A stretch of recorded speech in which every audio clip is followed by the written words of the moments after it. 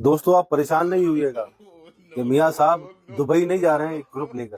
یہ پاکستان میں یہ ہو رہا ہے. پاکستان میں وہ اپنی فیملی اپنے اہل و عیال کے ساتھ گھومتے پھرتے رہتے اسی طرح. آپ مجھے بتائیں ان جعلی صحافیوں کا اب ہم کیا کریں جن کو بزدار کو اپنی فیملی کے ساتھ ہیلی کاپٹر میں دیکھ کر غشی کے دورے پڑنے لگ گئے تھے, جن کو Imran Khan as a prime minister Halley copter use کرنے میں تکلیف ہوتی تھی. اب ان کا کیا کریں؟ یہ سارے جو عمران خان کے پیچھے لگے ہوئے تھے, جن میں بڑے بڑے صحافیوں کا نام بھی آپ شامل کر لیں, ان سب کو آج تکلیف نہیں ہو رہی ہوگی, کیونکہ ان لوگوں کو لگتا ہے کہ اس ملک کے تمام وسائل پر قبضہ صرف شریفوں کا یا بھٹو یا زرداریوں کا ہو سکتا ہے. کوئی عام انسان تو اس میں بیٹھ ہی نہیں سکتا.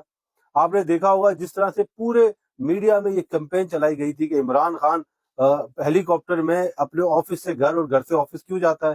ان کو تکلیف ہوتی تھی کہ بزدار ایز اے وزیر اعلیٰ اپنی فیملی کو ایک بار بھی کیوں ہیلی کاپٹر میں بیٹھ کر گھر لے کر آیا. مطلب ہے آج ان لوگوں کو تسلی ہوئی ہے, کیونکہ یہ سمجھتے ہیں اس ملک کے تمام وسائل پر یہ سارے امیر لوگوں کا ہی قبضہ ہونا چاہیے.